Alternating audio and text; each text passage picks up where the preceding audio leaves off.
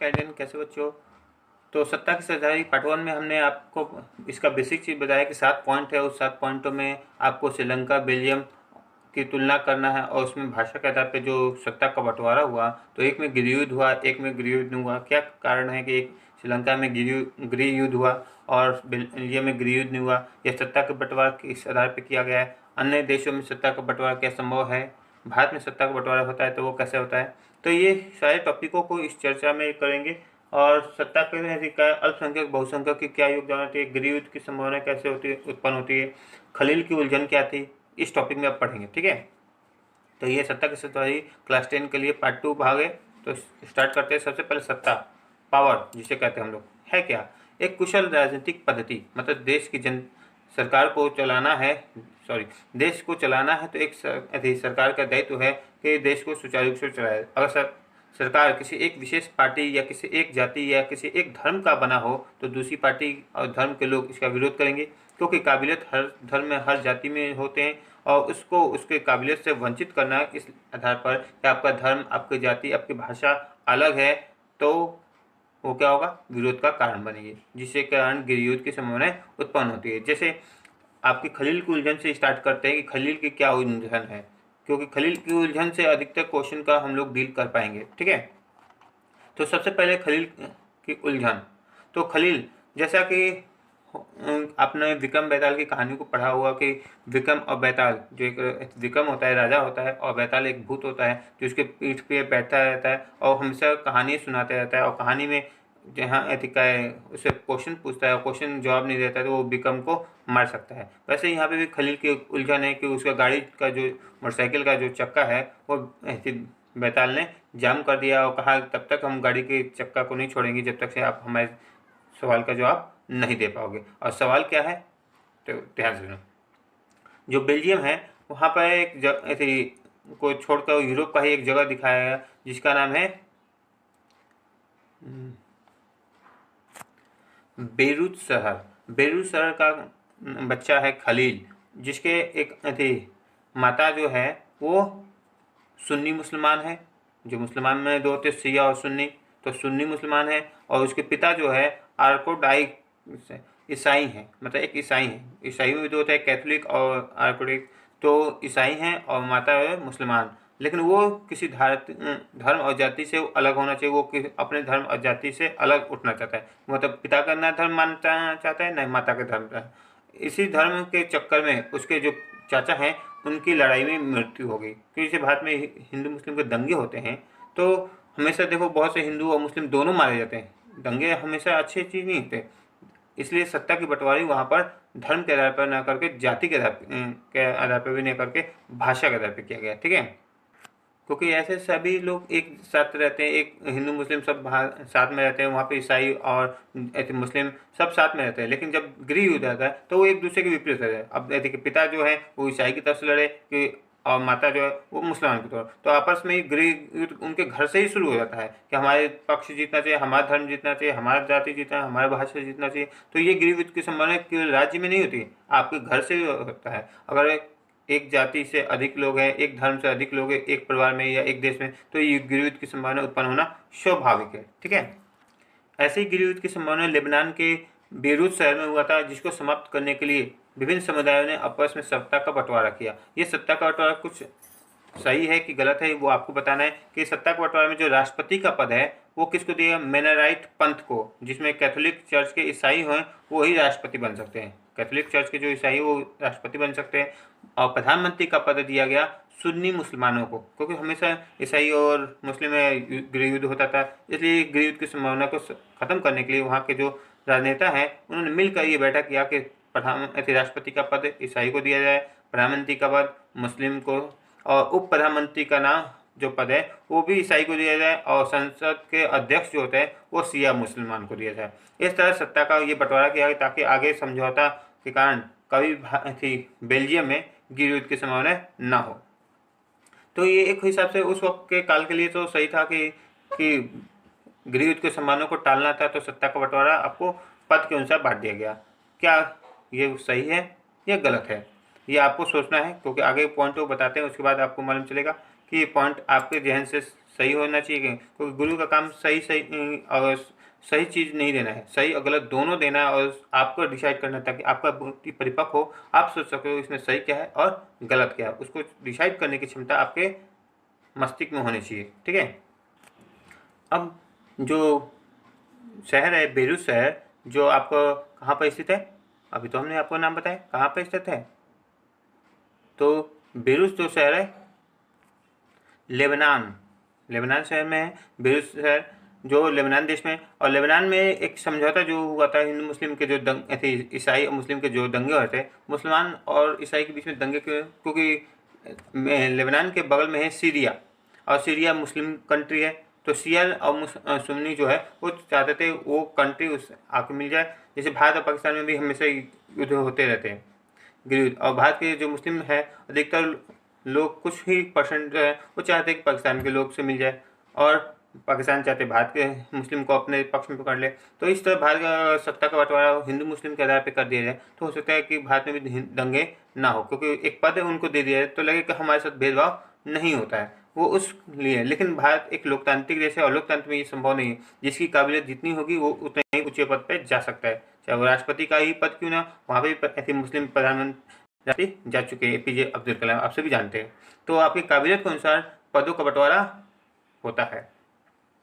ठीक है। तो पद अगर वो किसी धर्म और जाति के आधार पे है, तो उस पद पे आप लोग काबिलियत होने के बाद भी नहीं जा सकते। अगर कहा जाए कि आईएएस में केवल SC ST के लोग ही जा सकते हैं, या किसी ब्राह्मण या क्षत्रिय ही जा सकते हैं, तो बाकी पद, बाकी जाति, बाकी धर्म के लोग वंचित रह सकते हैं। यह सही है या गलत है? लोकतांत्रिक देश में ये पूर्णतः गलत है। ठीक है। तो लोकतांत्रिक देश में पूर्णतः चुनाव कराइए, और जो जिसमें चुनाव लड़ने की आज़ादी होगी, जो चुनाव में फल जीतता है वही पार्टी और पद का दावेदार होता है, वही ऐसी मौजूदा स्थिति में अपने पद को बनाए रख सकता है। ठीक। तो अब खलील की उलझन क्या थी कि वो पिता के ईसाई धर्म को माने कि माता के सुन्नी जो मुसलमान है उसको माने। तो उसकी उलझन है कि ना वो ईसाई को माने या ना ही मुस्लिम को। वो अपने चाचा की तरफ गृहयुद्ध के संभावना में वो मारा नहीं जाना चाहता था, इसलिए वो चाहता था कि वोट बैंकिंग हो, वोट के माध्यम से चुनाव हो, और चुनाव के माध्यम से वोटिंग हो, और वोटिंग के माध्यम से जो जीते वही पद सत्ता पे बैठे। तो अगर आपके जहन में लेबनान जो शहर है का बेरूत जगह है, जिसमें आपको कहा जाए कानून लिखने का अधिकार आपको मिले, तो आप कैसा कानून लिखेंगे?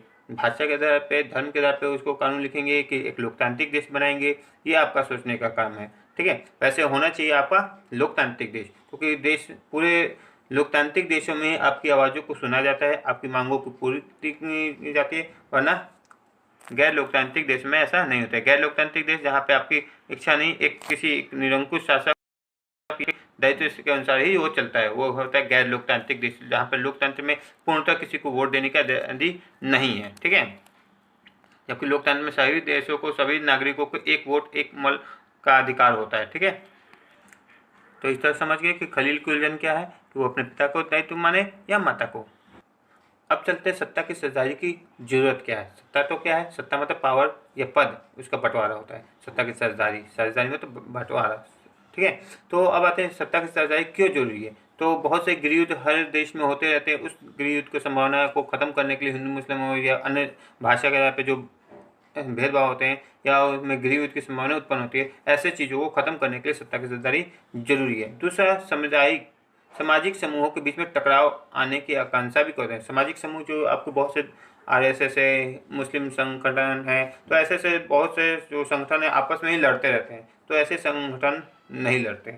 इसके अतिरिक्त उन देशों में सत्ता की सरदारी बहुत जरूरी है जहाँ पर सामाजिक विभाजन भी किसी देश की विधायिका, कार्यपालिका और नगर पालिका को मिलकर चलाना पड़ता है। मतलब विधायिका, कार्यपालिका और नगर पालिका, इन तीनों को मिलकर अगर वो देश की सत्ता चल रही है, तो उन देशों में भी सत्ता की सरदारी जरूरी है, नहीं तो वहाँ पे वैधानिक गतिरोध पैदा हो सकते हैं। ठीक है। अब आते हैं यहाँ पर केवल प्रांतीय सरकार या केंद्रीय सरकारी सत्ता के नियमों पर चलना नहीं चाहती। लोकतांत्रिक सिद्धांतों को ठेस पहुँचती इससे। अगर प्रांतीय या राज्य सरकार अपनी मनमानी करे, तो केंद्र सरकार उनको बजट नहीं देगा, वो उनके आदेश का पालन नहीं है, तो लोकतंत्र का यहाँ पे धज्जियाँ उड़ने लगी। तो लोकतंत्र को ठेस ना हो, वहाँ पे हर क्षेत्र में भाषा के पे, जाति के पे ये विभाजन, सत्ता के बंटवारा हो सकते हैं। तो लोकतंत्र का मतलब यही होता है कि जो लोग शासन व्यवस्था के अंतर्गत सत्ता का बंटवारा करते हैं वो वैध सरकार वही है, उसे कहते हैं वैध सरकार। लोकतंत्र के अनुसार सत्ता का जो बंटवारा किया जाए उसे कहते हैं वैध सरकार। इसमें अपनी भागीदारी के माध्यम से समूह शासन की व्यवस्था को वो जोड़ते हैं, ठीक है। और सत्ता का सरदारी जो है लोकतंत्र का बुनियादी सिद्धांत है, जनता की सारी राजनीतिक शक्ति का स्रोत है और लोग स्व शासन शासन पद्धतियों में संस्थाओं में अपनी इस शासन के माध्यम से शासन व्यवस्था को चलाते हैं सत्ता के सरदारी के। इसी तरह शासन के विभिन्न अंग होते हैं, विधायिका, कार्यपालिका और न्यायपालिका। सत्ता का ये बंटवारा रहता है। अब कार्यपालिका क्या है, न्यायपालिका क्या है और विधायिका क्या है। विधायिका विधेयक, विधेयक मतलब कानून, जो कानून को बनाता है, कानून को पारित करता है उसे कहते हैं विधायिका। और कानून को लागू जो करता है वो कार्यपालिका। और इन कानून का सही तरह से पालन ना हो, चोरी डकैती, समाज में आपराधिक घटनाएं ज़्यादा हो रही है तो उसको दंड देने का काम न्यायपालिका। ये एक दूसरे के कर्तव्य को देखते रहते हैं, एक दूसरे के कार्यों को नियंत्रण करते रहते हैं, इसलिए इसे कहते हैं नियंत्रण संतुलन की व्यवस्था। मतलब कार्यपालिका विधायिका के, विधायिका कार्यपालिका के और न्यायपालिका दोनों की इस तरह एक दूसरे की ये देखरेख करते, नियंत्रण करते कार्य को, तो इसलिए इसे कहते हैं नियंत्रण संतुलन का सिद्धांत, ठीक है, याद रहेगा। जो सत्ता का बंटवारा का पहला स्वरूप माना गया, अधिकतर देश में ये माना गया है। इसके बाद सत्ता का बंटवारा का दूसरा स्वरूप है केंद्र सरकार, राज्य सरकार और जिसे कहते हैं समवर्ती सूची, जो इसमें आपको जिले की सरकार आते हैं। तो केंद्र सरकार जिसके पास पूरा पावर होता है और राज्य सरकार के पास अपना पावर होता है, और समवर्ती सूची जिसमें आपको जिले की सरकार है इनकी अलग सूची। तीनों के पास जो शक्तियाँ होती है अलग होती है। जिससे केंद्र सरकार के पास कौन कौन सी शक्तियाँ होती है, तो केंद्र सरकार के पास एक देश से दूसरे देश के बीच व्यापार का, सुरक्षा का, वित्तीय विभाग मतलब पैसे का, देश में आपदा का, और डिफेंस मतलब सुरक्षा जो होगा, इन सारे की व्यवस्था जो होता है वो केंद्र के पास होता है। राज्य सरकार के पास क्या होता है, तो स्वास्थ्य विभाग के, शिक्षा विभाग के, ये जो होते हैं वो राज्य सरकार के पास होते हैं। सड़कों की है, बिजली है, चिकित्सा तो वो चिकित्सा है, ये सब किसके पास होता है, राज्य सरकार। और जो समवर्ती सूची जो जिले की सूची है जो दोनों के अंतर्गत नहीं है, तो जिससे विवाह है, तो ऐसे मामले को आपको अलग रखा गया। ये तीनों को अलग अलग सत्ता के बंटवारा जो कार्य प्रणाली के अनुसार बांटा गया है, ठीक है। अब तीसरा पॉइंट है भाषा, धर्म, जाति के आधार, जिसे कहते हैं सामुदायिक सरकार। श्रीलंका में सामुदायिक सरकार ही चलती है। सत्ता का बंटवारा विभिन्न सामाजिक समूहों के आधार पर मसलन भाषा, धार्मिक समूह के बीच में हो सकता है। बेल्जियम में सामुदायिक सरकार की व्यवस्था एक अच्छा उदाहरण माना गया है कि वहाँ पे गृहयुद्ध की संभावना नहीं हुई है। तो इस उदाहरण से देखते कुछ देश के संविधान और कानून इसी बात के प्रावधान पे हैं कि सामाजिक रूप से कमजोर समुदाय और महिला को विधायिका और प्रशासन की हिस्सेदारी दी जाए, उन्हें भी वोट देने का अधिकार हो। इस तरह विधायिका और प्रशासन के अलग अलग सामाजिक समूहों को हिस्सेदारी देने के लिए की जाती है, ठीक है। इस तरह अल्पसंख्यक के हितों की रक्षा होती है, जिसके कारण बहुसंख्यक उन पर हावी नहीं होते। ये है सत्ता के सरदारी का सामुदायिक सरकार, जो तीसरे स्तर की सरकार है, जो भाषा, जात, धर्म और जाति के आधार पर अलग होते हैं। तो बेल्जियम में क्या है, सामुदायिक सरकार है। भारत में क्या है, दो स्तरीय सरकार है, केंद्र सरकार और राज्य सरकार। कहीं कहीं तीन स्तरीय सरकार होती है, केंद्र सरकार, राज्य सरकार और जिले की सरकार, ठीक है। जैसे केंद्र सूची कहते हैं, राज्य सूची कहते हैं और समवर्ती सूची, ठीक है, याद रहेगा। और अंतिम पॉइंट है कि दबाव समूह आंदोलन। चौथा पॉइंट है सत्ता के सरदारी के स्वरूप। दबाव समूह क्या, सत्ता के बंटवारे के एक स्वरूप इस प्रकार भी है। दबाव समूह आंदोलन के दौरान शासन व्यवस्था को प्रभावित करते हैं। जैसे बहुत से आंदोलन होते हैं कि हमारी मांगों पूरा करो, सत्ता में जो भी कमी हो उसको लेकर कुछ अल्पसंख्यक के लोग उस मांगों को पूरा करने के लिए आंदोलन करते हैं, तो वो होता है दबाव समूह। मतलब सरकार पे दबाव बनाती है तो वो होता है दबाव समूह। लोकतंत्र में उनकी मांगों को भी सुना जाता है, उनकी बातों को सुना, और सत्ता के दावेदार अगर वो होते हैं तो उनको भी वो पद दिया जाता है। इस बीच जैसे कुछ आरक्षण की डिमांड की गई, जो अनुसूचित जाति, अनुसूचित जनजाति, उनको आरक्षण दी जाती है दबाव समूह के अनुसार, ताकि उन क्षेत्र के लोगों को, उन भाषा के लोगों को, उन जाति, उन धर्मों के लोगों को भी आगे बढ़ने का मौका है, वो भी प्रतिद्वंदिता की पार्टियों से लड़ सके। ये है दबाव समूह, ठीक है। इसमें एक बड़ी समयावधि के दौरान सत्ता की बारी बारी से अलग अलग विचारधारा और सामाजिक समूहों को पार्टियों के हाथों में आती रहती है। मतलब हर साल एक के बाद दूसरा, दूसरे के बाद तीसरा पार्टी बदलते रहते हैं। व्यापारी है, उद्योगपति है, किसान है, औद्योगिक है, मजदूर, इन सभी समूह के लोग ये दबाव समूह सरकार पर दबाव बनाकर सत्ता में वो आ जा सकते हैं। ठीक है।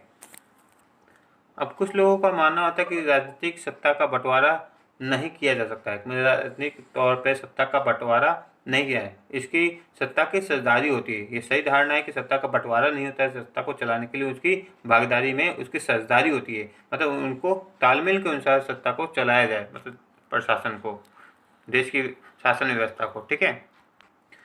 अब आपको तुलनात्मक में पढ़ना है कि हरियाणा थी बेल्जियम, श्रीलंका और भारत का हरियाणा, तीनों के तुलनात्मक पढ़ना है। तो भारत का जो हरियाणा है उसके क्षेत्रफल के अनुसार आपको बेल्जियम का है क्षेत्रफल, उससे छोटा है क्षेत्रफल में, और श्रीलंका उसके क्षेत्रफल के बराबर है। हरियाणा से के क्षेत्रफल से बेल्जियम का क्षेत्रफल छोटा है और जनसंख्या उसकी आधी है, 1 करोड़। बेल्जियम की आबादी कितनी है? 1 करोड़ है। हरियाणा की 2 करोड़ है और श्रीलंका की आबादी भी 2 करोड़ है और क्षेत्रफल भी श्रीलंका के बराबर है। और बेल्जियम में श्रीलंका यहाँ पे क्षेत्रफल में बड़ा है, जनसंख्या में हरियाणा के बराबर है श्रीलंका। और यहाँ पे गृहयुद्ध हुआ क्योंकि सिंधली को राष्ट्रभाषा घोषित कर दिया गया, जिसके कारण तमिल और वहाँ पे ईसाई लोग, मुस्लिम लोग इसका विरोध करने लगे। वहाँ पे गृहयुद्ध हुआ, लाखों लोग मारे गए इस दंगे में। ठीक है, भाषा के आधार पर हुआ। लेकिन बेल्जियम में जो हुआ भाषा के आधार पर, डच, फ्रेंच और जर्मन भाषा के आधार पर जो सत्ता का बंटवारा, प्रधानमंत्री किसी और को दे दिया जाए भाषा के लोग को, और राष्ट्रपति अलग किसी को दिया जाए, संसद के अध्यक्ष को किसी अलग, तो इस तरह कभी भी उनमें भेदभाव की उत्पन्न नहीं हुआ, उनमें भेदभाव नहीं हुआ। ये सत्ता का बंटवारा का सामुदायिक सरकार जो एकदम अच्छा रोल मॉडल माना गया है। ठीक है। अब श्रीलंका चलते हैं। तो श्रीलंका एक द्वीपीय देश है जहाँ पर भारत के दक्षिण में तमिलनाडु के निकट कुछ दूरी पर आपको जो राम सेतु से होते हुए श्रीलंका को जोड़ता है। यहाँ पे 18% लोग जो है तमिल बोलते हैं, जिसमें भारतीय मूल के तमिल और श्रीलंकाई मूल के तमिल है। 74% सिंधली बोलते हैं, जहाँ सिंधली को राष्ट्रीय भाषा घोषित कर दिया है। कब किया गया? 1956 में तमिल को हटाकर सिंधली को राष्ट्रभाषा किया है। 1980 में ईलम सरकार बनाने की मांग की गई तमिल को, लेकिन ये पूर्णतः ठीक थी गठन नहीं हो पाया। और 1948 में श्रीलंका को आज़ादी मिली। और थी इसके अतिरिक्त इसमें पढ़ना है कि सरकार के अलग अलग अंग कौन कौन से हैं। तो सरकार के 3 अंग हैं, कार्यपालिका, विधायिका और न्यायपालिका। सत्ता की साझेदारी की क्या आवश्यकता है? तो सत्ता की साझेदारी गृहयुद्ध की संभावना को खत्म करने के लिए, अल्पसंख्यक हितों की रक्षा करने के लिए, क्योंकि बहुसंख्यक उस पर हावी रहता है। तो अल्पसंख्यक बहुसंख्यक क्या है? भाषा, धर्म, जाति के आधार पर जो होता है अल्पसंख्यक और बहुसंख्यक। जिसकी संख्या ज़्यादा है वो बहुसंख्यक, जिसकी संख्या कम है वो अल्पसंख्यक। ठीक है। तो आपके लिए क्वेश्चन रहेंगे जो आपको लिखने हैं कि बहुसंख्यक क्या होते हैं, सत्ता की साझेदारी की आवश्यकता क्यों होती है, सरकार के कौन कौन से अंग हैं, ये कैसे कार्य करते हैं। ठीक है। और किसी भी लोकतांत्रिक देश में क्या सत्ता की साझेदारी जरूरी है, और खलील की उलझन क्या है। ये कुछ 5 क्वेश्चन हैं। इन 5 क्वेश्चन के आंसर आप अपने कॉपी में लिख लीजिए। स्कूल खुलेगा तो आपकी कॉपी चेक कीजिए। आज के लिए इतना ही काफ़ी है। धन्यवाद। नमस्कार।